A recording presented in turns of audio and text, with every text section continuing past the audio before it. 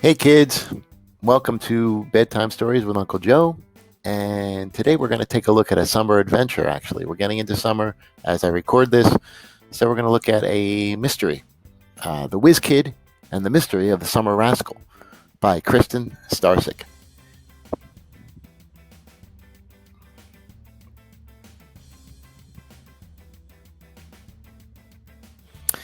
These chapters go pretty quickly, so we're going to go through this at a reasonable pace. Feel free to pause or stop the video if you want to return to it later.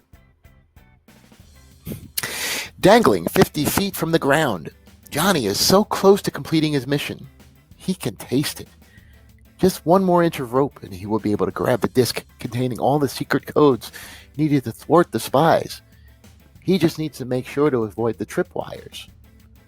Taking a deep breath in, he starts to reach his arm down to grab it. Just a couple of inches further. He stretches his arm out a bit more. As he does this, he hears it. The alarm is going off. Doot, doot, doot, doot, doot, doot. No, he grumbles to himself. There's no way I touched the wire. How did it go off? It's not possible. Again, the alarm sounds. Only this time, it sounds like a trumpet. Come on, Johnny, what are you doing up there? Justin explained from his lower bunk. We're running out of time. We're going to miss out on the fresh pancakes and eggs if you don't start getting ready now. Pancakes? Eggs? Huh? Johnny replied, scratching his head confused. That's when it all clicked and came back to him. It wasn't the tripwire alarm going off. It was his lovely wake-up call at camp. It was summer, and school was out. How could he have been so confused? Somehow, Johnny managed to get his mom to agree to let him go to sleepaway camp for 5 weeks. Apparently, he is also a whiz at persuasion. Now, the three musketeers, him, Justin, and Paige, could hang out whenever they wanted. They were able to go too. Johnny jumped down from his bunk to get ready for the day. Throwing on some fresh clothes and running his fingers through his short, black, wavy hair, he was ready to start the day. Or at least he was ready to start digging into some food. They were almost 3 weeks into their 5-week camp program, and it was starting to feel like home. Each day they started to build a routine, and it always started with eating as many pancakes as possible. Leaving their cabin B3, Johnny and Justin jogged the half-mile to the meal hall. Pulling the wooden doors open, they were greeted by the sounds of cheerful chatter. 4 foot-long wooden picnic benches lined the room. Kids were spread throughout the hall, chatting with their old friends and new. All of them were planning what they wanted to do this morning. Gliding across the floor of the hall, they made their way over to the buffet. The table was lined with all sorts of foods, cereal, fruit, yogurt, and so much more. At the end of the table was exactly what Johnny and Justin had been searching for, pancakes and eggs. To make it even better, today they were chocolate chip pancakes. Stockpiling the pancakes onto their plates, Johnny and Justin gave each other high fives as they poured syrup and whipped cream on top. Mission accomplished. Grabbing their choice of beverage, they grasped their trays and started to search the room. Looking both left and right, it doesn't look like there were any seats available. They tried looking again to see if any of their friends were in there, or if anyone was wrapping up. Toward the left side of the room, they finally saw it. 2 seats available, right next to their friends. Paige, Madison, Aiden, and Harper. Geez, Paige snickered jokingly. Took you guys long enough. Do you know how hard it is to hold a seat in here? I mean, everyone wants their early morning pancakes. Ha ha ha, Justin jested back. Very funny. We would have been here sooner if Johnny hadn't overslept. I almost had to leave him to be sure I wouldn't miss out. It would have been very sad if I'd missed out on chocolate chip pancake day.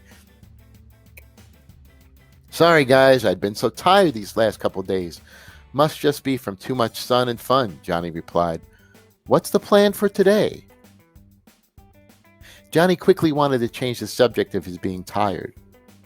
While it didn't seem like anyone was going to make up any comments, he didn't want to question what had been going on at night for the past week.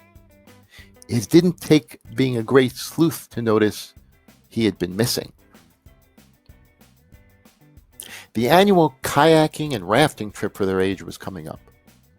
They get to go to a separate part of camp to celebrate being at the end of the younger kids group at the camp. From the way the counselors had been talking about the festivities planned and the stories that the kids with older siblings were telling, it sounded like it was going to be pretty cool. Johnny couldn't help but get pretty excited for the trip. It was all the talk amongst his friends as well. There was one problem, however, with the upcoming trip. Something that Johnny had been dreading since he started to hear more and more about it. There'll be lots of swimming and water involved.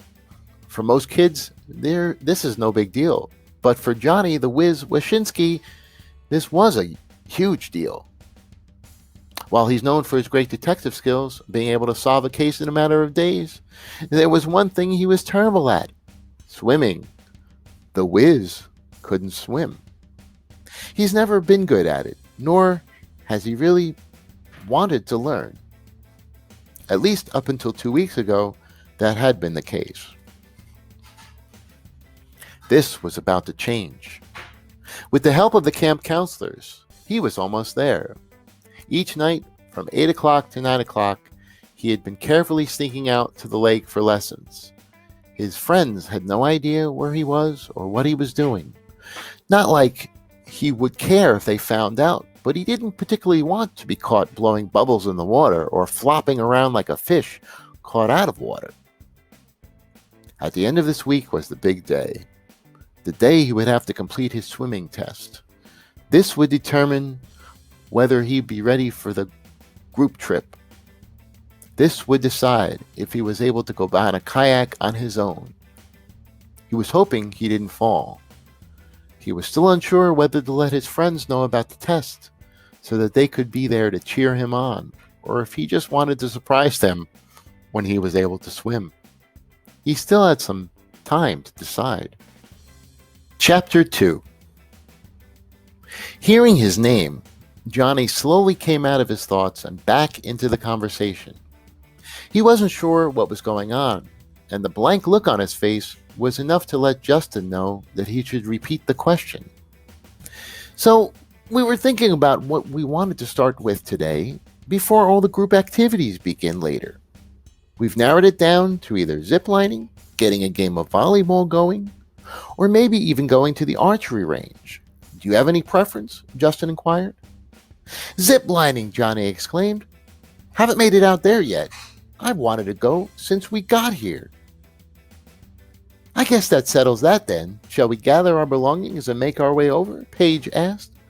With a resounding cheer, the group grabbed their belongings, dumping their trays, dirty dishes, and utensils on the conveyor belt leading into the kitchen. They raced through the green wooden cafeteria doors.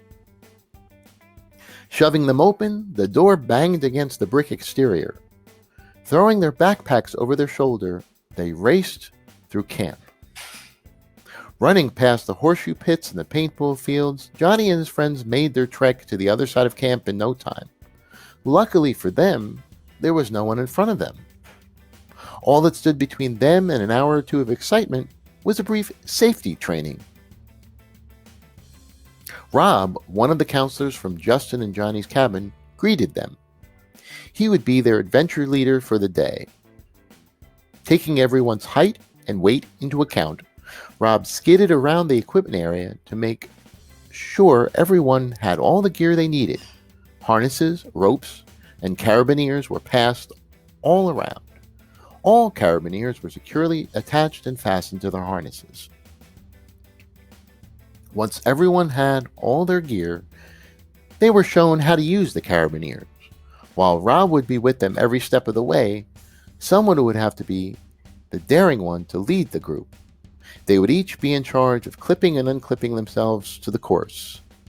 Holding one of the brightly colored carabiners in the air, Rob demonstrated how to clip it from one section of the course and reclip it onto the next, emphasizing they should make sure that it was safely on and securely fastened before moving any further. Johnny was getting antsier by the minute. Glancing around the room, it was obvious that his friends were as well. He hoped that they were about done with the training so the fun could begin. As if reading his mind, Rob began to wrap up.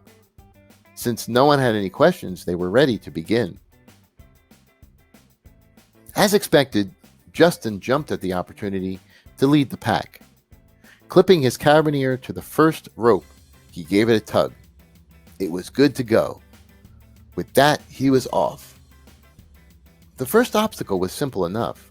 They had to crawl through a wooden tunnel that would lead them into the depths of the camp forest. Bending his knees and ducking down, Justin lowered his head into the tunnel and disappeared from view. Each person in the group waited a couple minutes before they clipped themselves on and were off. Johnny decided to go towards the middle of the group. Once through the tunnel, Johnny stood up and shook off his knees. Looking down, there were slight indentations from where the wooden tunnel had met his knees. Glancing to the left, there were trees as far as the eye could see. He felt very peaceful and alone in the woods. Turning to his right, a wooden ladder greeted him. Moving his carabiner, he reached his right hand and foot out and grabbed onto the wooden rungs. Putting one foot in front of the other, Johnny made his way up the ladder and higher into the trees. Reaching the top of the ladder, he jumped off. His feet landed with a smack onto the platform. Phew! He let out a small sigh of relief. Up next was a zip across. He could already feel a slight burn in his muscles. Clipping onto the rope, the breeze of the wind and the sound of nature flew by his face. It felt good to have a moment of rest and relaxation before he took on the next unknown challenge. Johnny watched as the trees brushed past him and he entered into a clearing in the woods. Peeking through the woods, he could make out sections of camp. Some of the sleeping cabins and the log cabin for the arts and crafts area were in view now. Glimpsing at what was up next, Johnny got a little nervous. The next task looked a little harder to complete. Dangling in the space in front of him was a long, thick rope. There were large knots in several areas, presumably to have a steady area to place your hands and feet. Not too far from this dangling rope was a giant rope net hanging in the air. Drawing a breath in, Johnny reached over the platform and grabbed onto the rope that was in front of him. With a few steps backwards, he lunged off of the platform. Letting out a large cry as though he were Tarzan, king of the jungle, Johnny held tight onto the rope. He swung his body forward once, then twice, and began to count to 3 in his head. Letting go of the rope, he reached his hands out and grabbed onto the netting.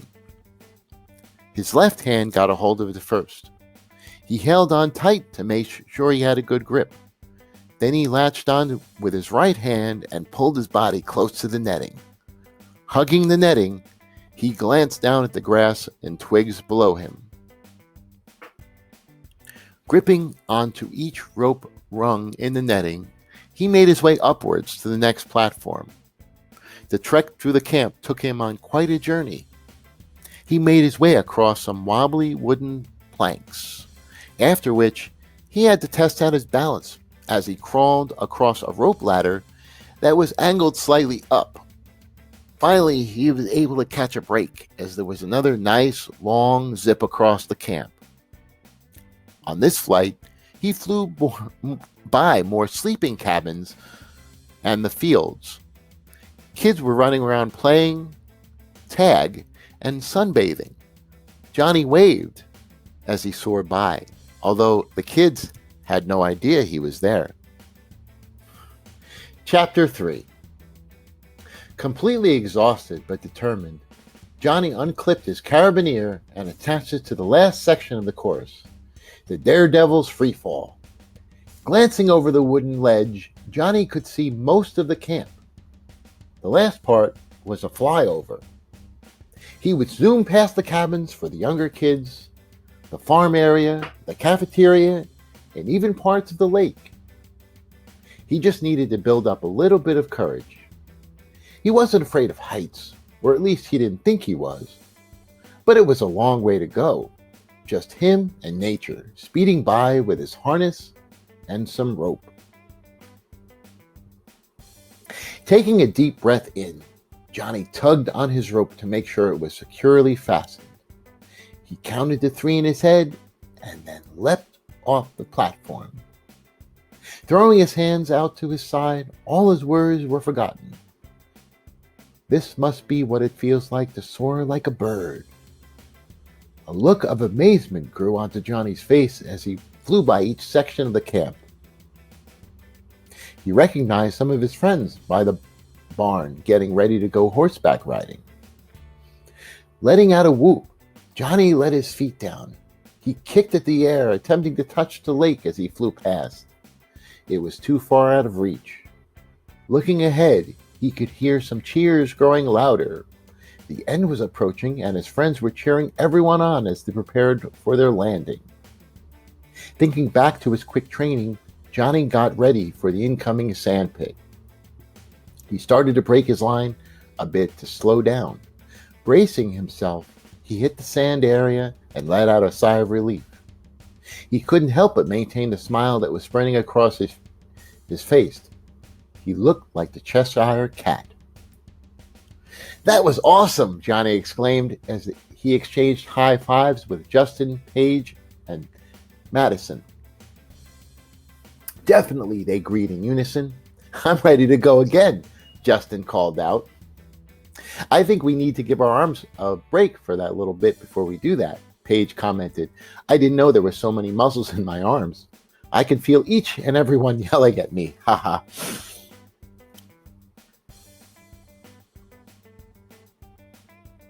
Chapter 4. As they waited for Aiden, Harper, and Rob to reach the end, they tried to decide what they wanted to do next. A loud chatter coming their way, however, interrupted their thoughts. "I can't believe it," a kid exclaimed. "That's so crazy," shouted another. "I can't wait for the rest of the group to hear about this," said the third. They couldn't make out anything else that was being said. It became jumbled excitement. Seeing that Michael was leading the pack, Justin jogged to catch up to him and find out what was going on. As the group waited impatiently for the cause of the excitement, a grin was creeping on Justin's face. It had to be something good. Michael's hands were flying in the air as he made gestures and told the story. Soon, Justin sprinted back toward the group. "You're never going to believe this," he began. "What? What happened?"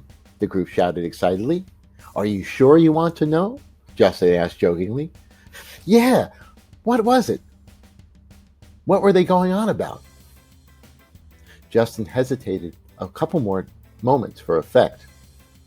"Well," Paige said annoyed, "spit it out already. We want to know." All right, Justin replied. "Apparently, all the kids in cabin B2 and B6 woke up to quite a surprise this morning." "What do you mean?" Paige asked. "From what Michael was saying, several kids in each cabin woke up to white foam, either in their hands or covering their faces in pillows." "Oh no, that sounds awful," Madison exclaimed. The remainder of the group had caught up just in time for Justin to start explaining what happened. Who would do that? And how could they get away with it, with doing it not one, but at 2 separate cabins? "Man, that's right next to our cabin," Aiden cried out. "That could have been us." Everyone started to chatter excitedly at once. "What do you think happened? Do you think it was an accident? Who do you think did it? Did Michael know any more details?" As the excitement and amount of questions grew, so did the smirk on Johnny's face. Almost as if they were thinking the same thing, Paige and Justin turned to him on cue. The three musketeers were definitely thinking the same thing.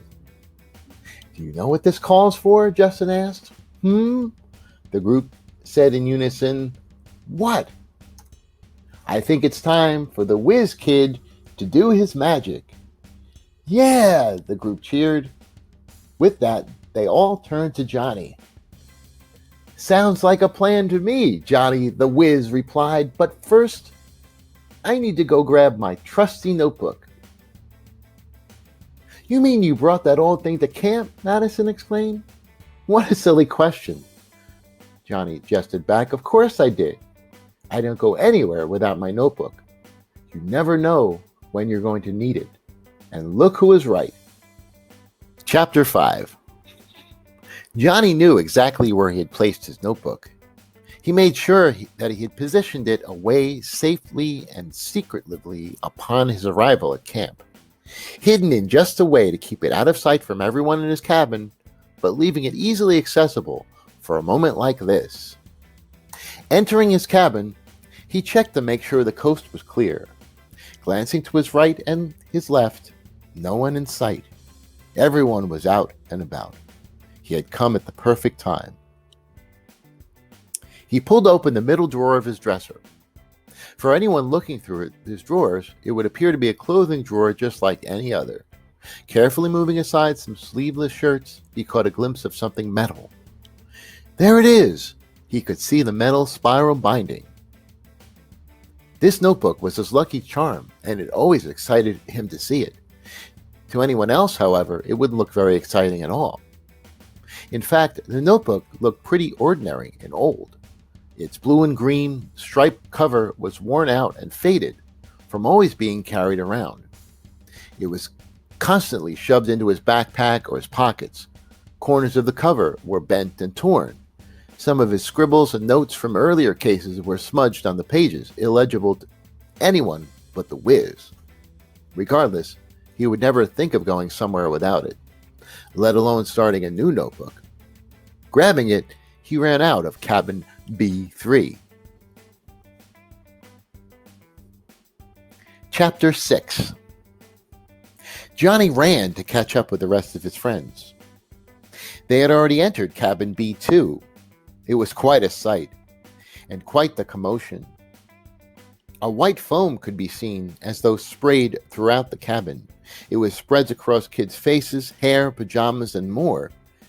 There were kids rinsing their clothes and hands in the sink. Others were getting their heads sprayed down outside with a hose. Only a few remained unscathed. Johnny slowly inched closer inside to get a better look. Whipping out his notebook, he started to jot down anything that stood out. White foam. Smells like... Can't place the smell. Something familiar. Hair, hands, clothes. Almost everyone in the cabin affected in some manner. Not at the doors, dressers, etc., just the sleeping areas.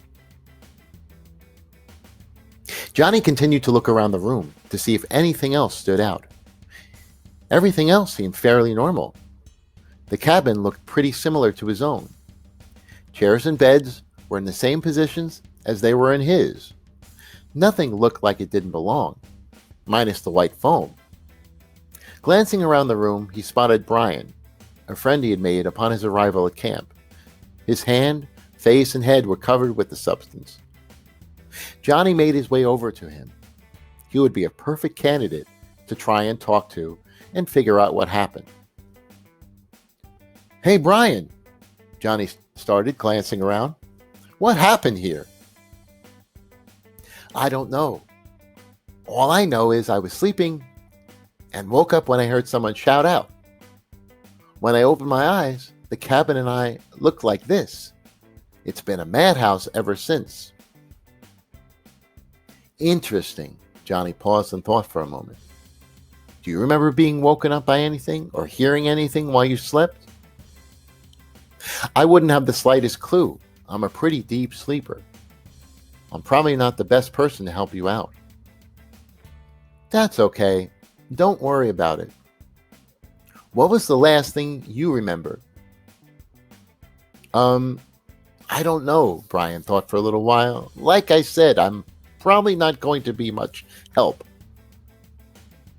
Do you recall anything, hearing anything before the shouts? Let me think for a minute. Well, I do remember, he began before he stopped abruptly. No, never mind. I'm sure it's just stupid and nothing. What? What is it? Johnny asked eagerly. You never know. The smallest details could break the case. All right, like I said, it's probably nothing, but I remember I was dreaming just before waking up. Oh? Johnny asked, intrigued. What about? Brian paused, glancing around the room. He lowered his voice before he continued. I was being tickled by a cat. Tickled? How so? I was sitting by the window at home, and there was this cat. It was sitting next to me. He was walking back and forth on the windowsill. His tail kept brushing up against me and hitting my face. Finally, it started to tickle, and I couldn't take it anymore.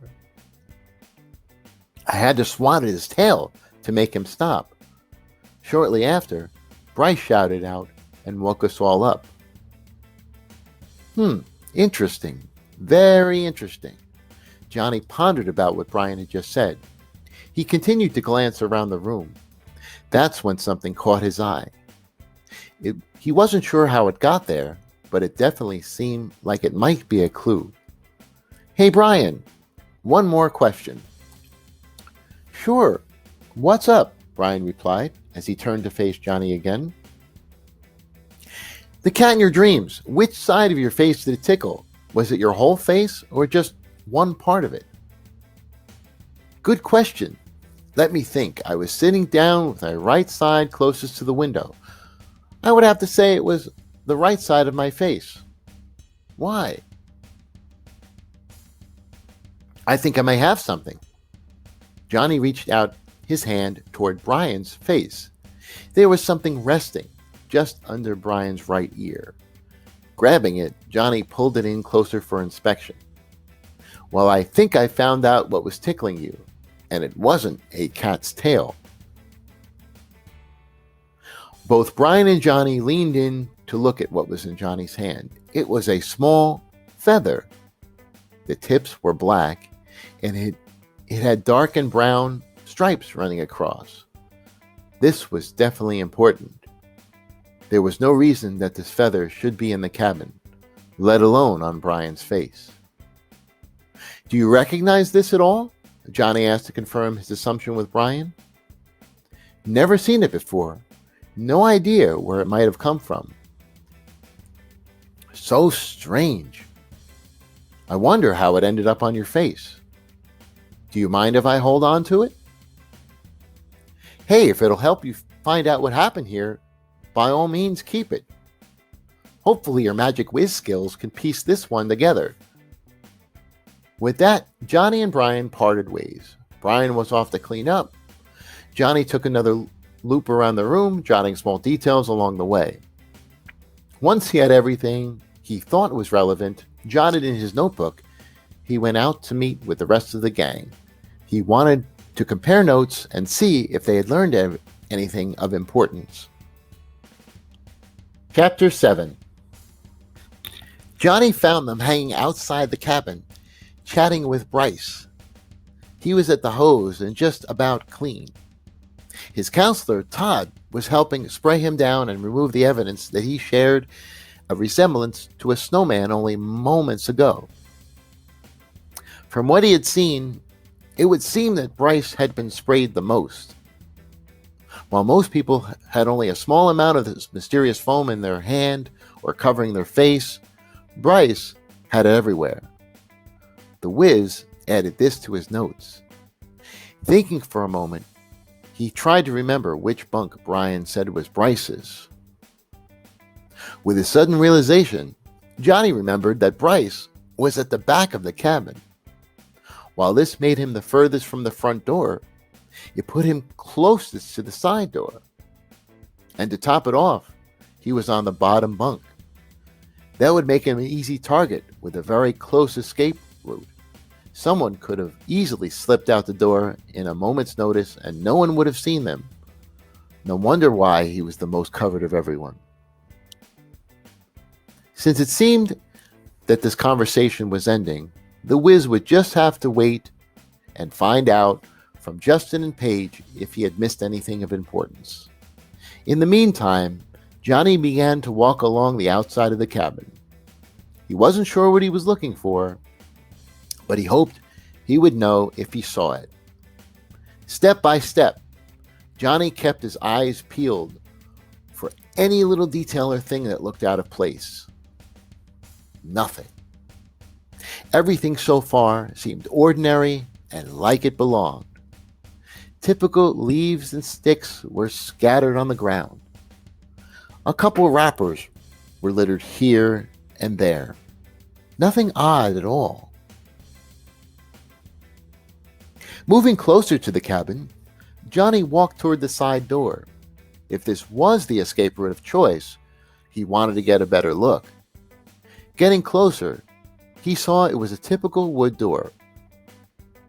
It had the same log cabin look like the one in his cabin.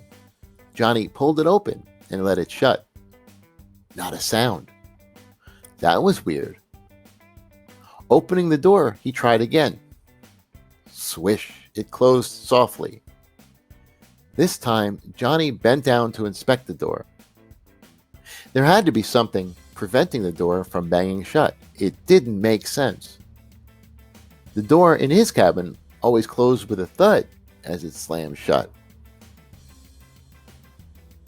Running his hand along the bottom of the door, he didn't feel anything. It just felt like an ordinary wood door. Annoyed, Johnny continued. Next, he looked at the back of the door near the hinges. Glancing from top to bottom, nothing caught his attention. He started from the top again, slowing his gaze. There had to be something. Maybe he was wrong, he thought to himself.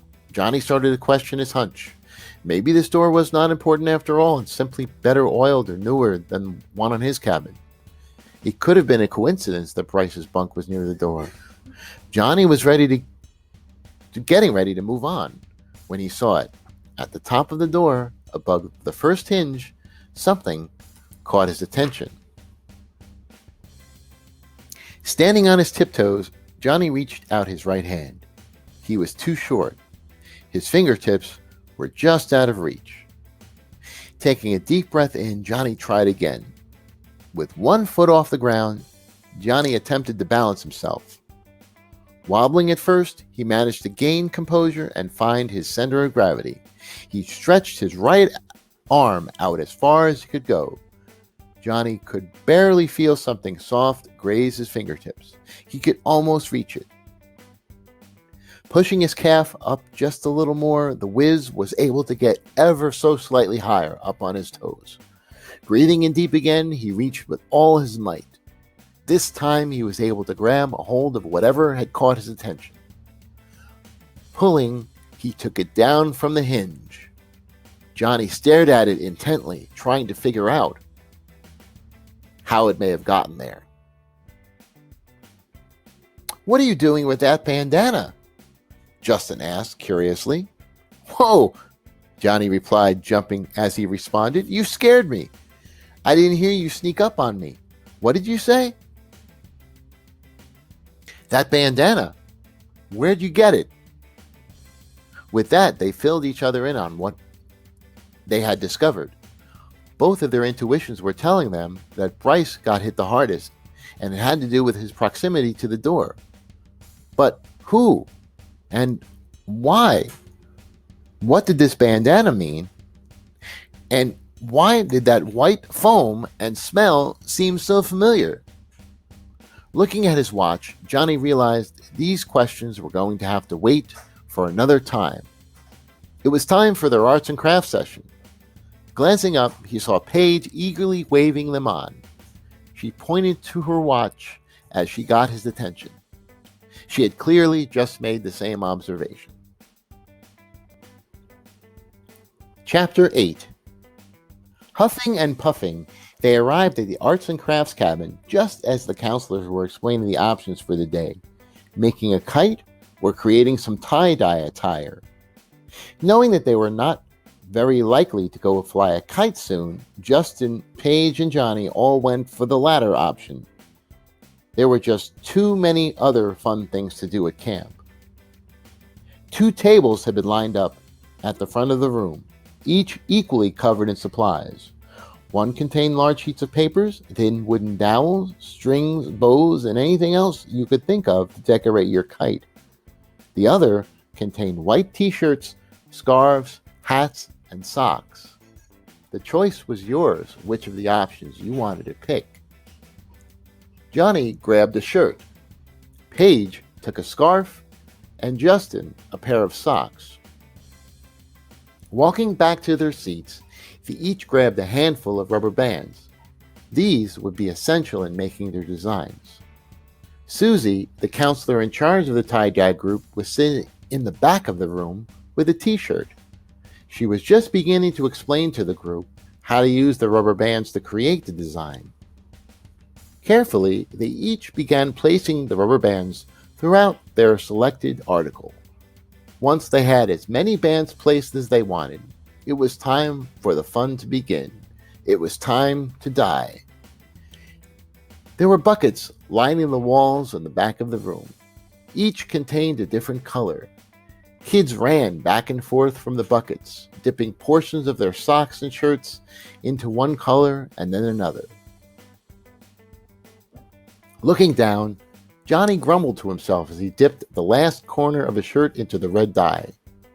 He had managed to get several drops of the coloring on his arm. They were slowly rolling down the side of his left elbow. Afraid that he might ruin his favorite pair of jeans, he quickly finished the last section and put the shirt onto the drying rack with anyone else's. Once placed carefully on the rack, Johnny walked over to the cabinets and sink area on the left-hand side of the room. He started to look for a paper towel to stop the dripping. Much to his surprise, sitting on the edge of the sink was an empty cardboard tube with no paper towels to be seen. Of course, at the moment of his need, there would be none available. Grabbing the tube, he dabbed it on his arm. That would have to suffice for the moment. While that would only provide a moment's reprieve, it would at least save his jeans. Johnny looked around the room to see if there were any in sight on a different counter. Seeing none, he began to open the many drawers and cabinets in front of him. It would seem that he hit the jackpot of arts and crafts supplies. There were supplies galore for any possible craft you could imagine. However, none of these would be able to help his current predicament. Opening more cabinets, Johnny crossed his fingers. Finally, there was a lone roll sitting on the shelf. Standing on his tiptoes, Johnny grabbed it. Pulling it down, he ripped off a sheet and began to wipe his arm. Once satisfied that his jeans were safe from turning red, Johnny placed the roll on the counter to replace the empty tube. Stretching out, he began to shut all the cabinets and drawers that were now wide open. Shutting the last couple of drawers, Johnny paused. Something caught his attention. Reopening the drawers he had shut, Johnny scanned the items. What had caught his attention? Nothing seemed to stand out. Looking up and down each row, he saw it. There it was. He couldn't believe it.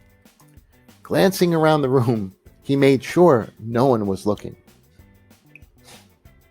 Reaching into the drawer, Johnny grabbed hold of the object, pulled it close to him, and shoved it into the back pocket of his jeans.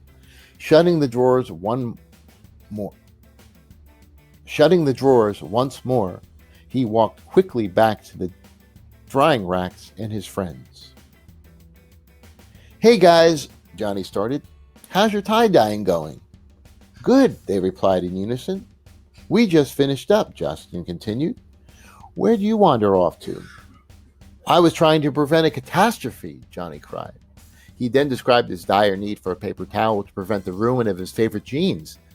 Glancing around, Johnny looked to see who was standing near them before continuing. You'll never guess what I found. I'll have to show you once we leave. Well, what are we waiting for? Let's go. Moving swiftly, they slithered toward the door, hoping no one stopped to talk to them on their way out. They were in the clear. Once outside the cabin, they scanned the horizon in front of them for a good place to converse. About 200 feet in front of them was a small garden area. There were some trees and bushes on the outskirts of the area, which seemed like they would provide enough cover to give them privacy, but not completely hide them. Chapter 9. Crouching down, they sat amongst the bushes in the garden. They placed themselves in such a way that they were mainly hidden from sight, but it wasn't completely obvious that they were trying to hide. They could have just been staying out of the sunlight. Glancing around, they checked that the coast was clear. Seeing that it was, Johnny pulled something out of his pocket and began, Look what I found. We know, Justin said, unimpressed. You already showed us that earlier today. Yeah, we want to know what you just found, Paige pressed. It seemed like it was going to be something important. No, you don't understand, Johnny began. He held up what he was holding again. This is what I just found. Are you sure? Justin asked, leaning in closer. It looks like the one from earlier. They look identical, Paige agreed. I don't think I would be able to tell them apart. I know. I don't understand. I was going through the cabinets to try and find more paper towels. Something caught my eye when I was shutting the doors. I didn't even know what it was until I looked again. The dark and brown colorings must have triggered something in my brain. That's when I saw this. This feather looks identical to the one that I found on Brian's face. Definitely, Justin exclaimed. That must be where it came from. But how did it end up in the cabin? Paige questioned. And who would be able to access it? Don't they lock the arts and crafts cabin up at night? That's a very good question. I'm not... Johnny stopped his thoughts abruptly. Crinkling and crunching could be heard as others approached. Hey man, one voice began. I'm glad everything went well. It doesn't seem like anyone is too suspicious. Let's hope not, replied another voice. You should have seen the looks on their faces when they all woke up. I'm telling you, it was priceless. I can only imagine. At least I'll be able to witness it next time. Such a great tradition. I feel a little bad, though. I remember how I felt. That's true. It was kind of annoying going through it, but it's always funny to look back on. Those pranks are some of the best memories and stories that I have. Very true, very true. Well, I have to get going. But have you heard any more details? Yeah, from what I've heard, it's 1 and 3 at 4. 1 and 3 at 4. Sounds good. See you later. With that, the sounds of crinkling could be heard again as the two voices parted ways. Chapter 10. Waiting a moment, Johnny slowly peered over the bushes. Scanning, he looked around to try to pin a point where the two male voices just heard came from. No one in sight looked familiar or seemed to go with the voices they just heard. Sitting back down, he turned to face Paige and Justin. Well, I think things just got interesting. Definitely, Justin replied. It sounds like they were talking about the day's events. It also sounds like they know of more events to come. What do you think they meant? 1 and 3 at 4. I'm not sure, Paige responded. Did either of you recognize the voices? I feel like one of them sounded familiar, but I can't place it. What do you think they meant by, I remember how I felt, Justin asked. Not the slightest clue, Johnny responded, feeling puzzled. For a while, they continued to sit there in silence, thinking about all that had happened so far that day. It seemed so long ago that they were soaring across the lake, climbing trees, and crossing ladders through the zipline course. It was unbelievable to think that this was just this morning. Pulling out his trusty notebook, Johnny gave it a quick pat. Hopefully, it would give them some luck. 1 and 3 at 4, he repeated out loud to himself. It had to mean something, but what?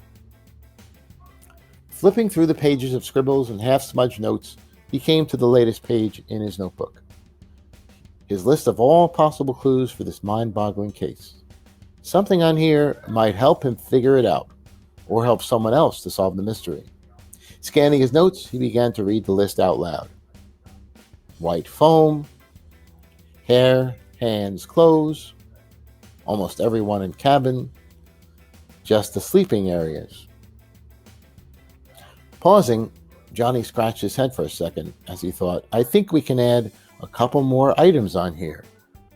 2 males' voices chatting. Feather found in arts and crafts, identical. Bandana found in cabin B2 door. As Johnny was scribbling the last note, Paige started to make a comment, but stopped as soon as her mouth opened. Looking up from his notebook, Johnny looked towards her to see if she was going to continue. Silence. When she didn't continue her thought, Johnny pressed her to see what she was going to say. Well, this might not be anything really, she began. But you mentioning the bandana you found made me think of something. When we were tie-dyeing, one of the options they mentioned, but wasn't out on the table, was a bandana, which also came from the arts and crafts cabinet. Do you think the one you found came from there as well? Johnny thought. I suppose anything is possible at this point. That would bring us back to the original question we had then. Who would have access to them? It's locked when no one is using it, and whoever took it from there would likely want to take it when no one was around. Someone could always have snuck in, Justin said. There could have been hiding in there, waiting for everyone to leave so they could grab the items and then run. Maybe, Johnny replied. That just doesn't make sense. Who knows how long you'd be stuck in there waiting? They all sat and thought about this for a little longer. To them, you could practically see the brain power of the three of them working overtime. To everyone else, they looked like your typical kids, sunbathing and staring at clouds. Nothing out the ordinary. What if they didn't need to sneak in? What if they had a key? Johnny thought out loud. That would make it much easier for them to get in without having to worry about when they went or if anyone was there. They would know that no one was around and they wouldn't have to break in. That would make things much easier, Justin stated. But who would have a key? Paige began. Wait a minute. You don't think... Are you really thinking... The counselors, they both shouted in unison. The counselors? Justin asked, are you sure? That's the only thing that made sense, Johnny started. Who else would have a key and be able to get around at night with no questions asked? Chapter 11. Letting the latest discovery sneak in, the musketeers started to think about what 1 and 3 at 4 could mean. What would the counselors be talking about? What could be described so easily and with such little information? They thought about everything they had just learned and pieced together. That's when it clicked. I wonder if they're talking about the next prank, Justin asked, breaking the silence. Do you think that is what they meant? Maybe, Paige commented. That's sure what it sounded like. But what would all those numbers mean? Justin wondered. Well, what if... Johnny began. He flipped through his notes to confirm before continuing. Earlier, cabins B2 and B6 were affected by a prank. What if 1 and 3 represent the next set of cabins to be hit? But that would mean... Paige started. We're next! Johnny and Justin shouted in unison. We can't let that happen, Justin exclaimed. I agree, Johnny replied. There must be something that we can do. But what? Chapter 12. Standing in front of the crowd, the three musketeers looked around. They had called a meeting of the kids from the cabins B1 and B3. Not everyone had showed up, as they figured. Glancing around the field, it seemed like there were enough people around to get started. Johnny, Justin, and Paige looked at each other, trying to decide the best manner to calm the crowd. Everyone was chatting amongst themselves, probably trying to determine the reason behind this very secretive meeting. Clearing his throat, Justin got ready to begin. Hey everyone! You must be wondering why we've gathered you all here today, Justin started. Yeah, what's going on? Why such a secretive meeting? The crowd cried out. I'm sure you've all heard about the earlier event that happened in cabins B2 and B6. Some may even call it a prank. Well, we think we know who did it, and we believe they are going to be at it again tonight to us, cabins B1 and B3. What? Are you sure? Who was it? With that, Johnny began to explain all the details and clues that had been discovered over the past couple of hours. Whispers and gasps were heard throughout the crowd, particularly when Johnny held up both of the feathers, the one found on Brian's face and the ones found in the art's cabin. It was then that everyone started to get amped up. We have to do something, they shouted. What can we do? We're just campers, others cried back. Do you have a plan? A voice cried out from the crowd. The crowd slowly looked up to Johnny, Paige, and Justin with curious eyes. For the first time since they were gathered, the crowd was silent. The sound of a pin dropping could have been heard. All eyes were on them. Thankfully, they had a plan, a good plan, or so they thought. It was the moment of truth. Justin gave a pat on the back of his shoulders for good luck.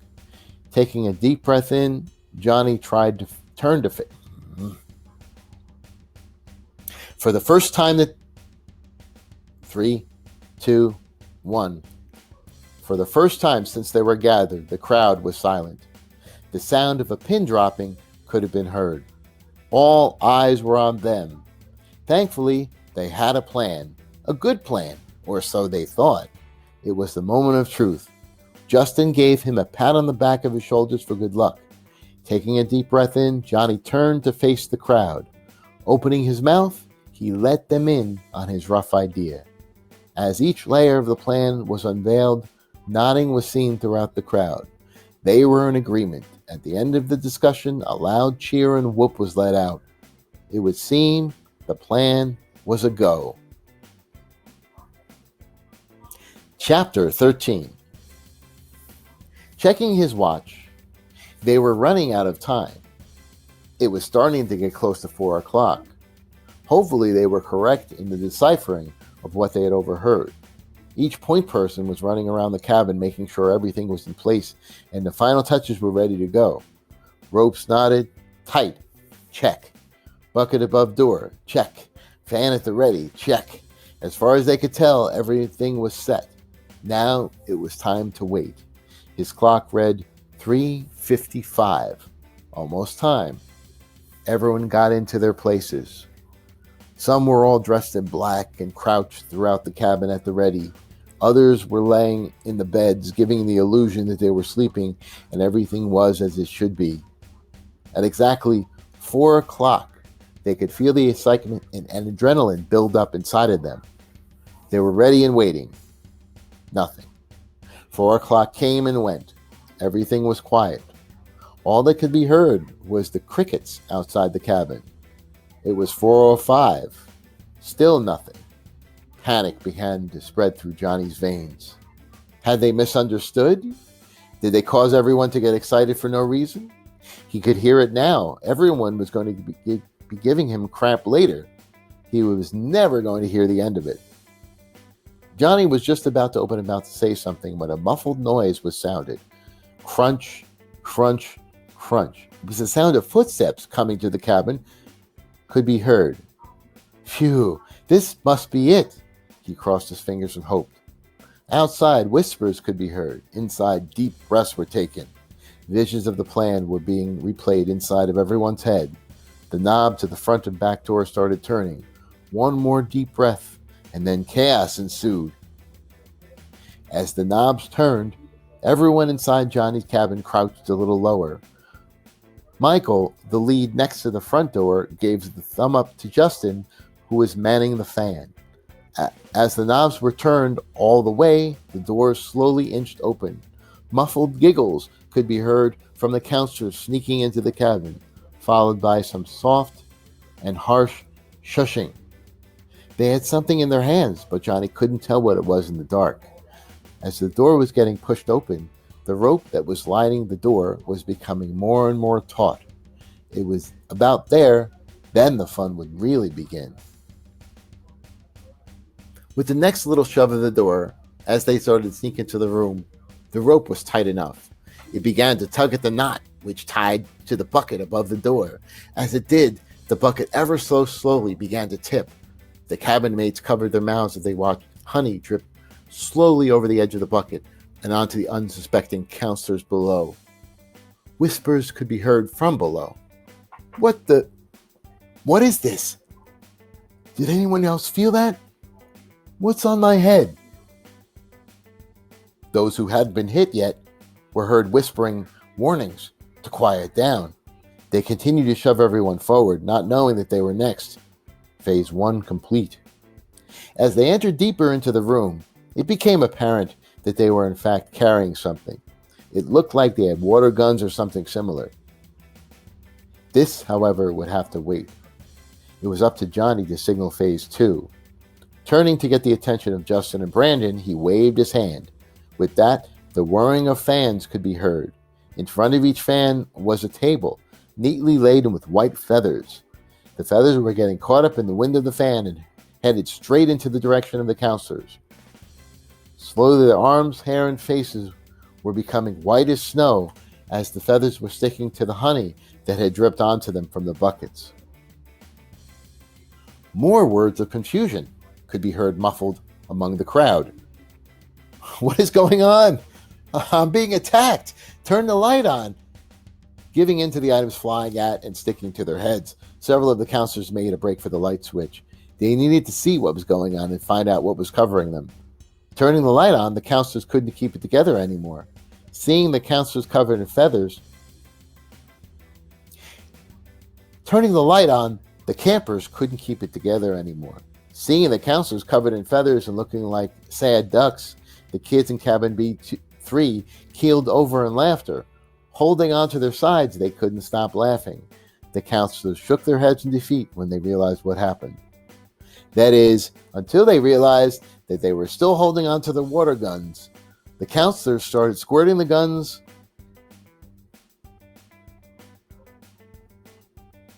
That is, until they realized that they were still holding the water guns. The counselors started squirting the campers with their squirt guns, causing quite the riot. Campers and counselors alike were running around wild, screaming and laughing. Finally, with all squirt guns empty, everyone took a seat on the floor to catch their breath. Chapter 14. You got us, Rob said, the counselor of B3 cabin. I must admit, that was a good one. In all the years that the counselors have been playing pranks on the oldest level campers in the young kids group, I don't think I've heard of the campers catching on. Yeah, the campers cheered as they high-fived each other. Don't take this the wrong way, but what was your prank supposed to be? John, one of the campers, asked. I mean, all I see are water guns. Were you just going to spray us while we slept? That was part of it, Rob started. Then we were going to chase you outside. That's when more counselors were going to meet up with you and toss some balloons full of shaving cream and whipped cream at you guys. The plan clearly backfired on us, though. We had no idea what was going on.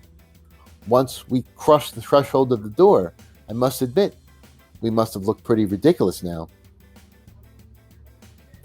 I wonder how the others fared, one of the campers asked curiously.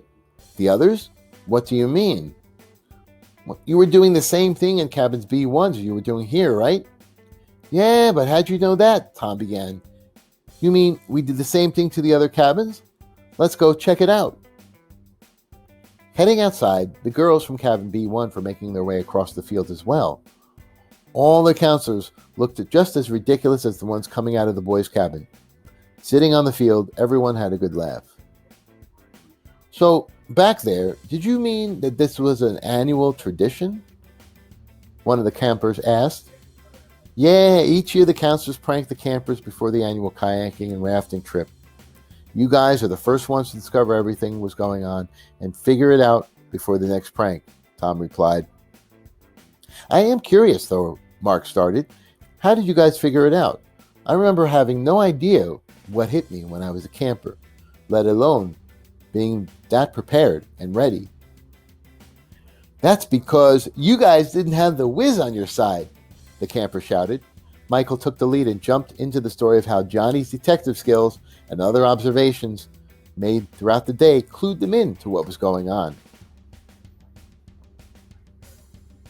And with that, we've reached the end of the story.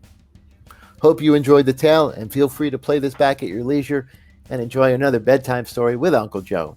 Until the next time, I'll see you soon.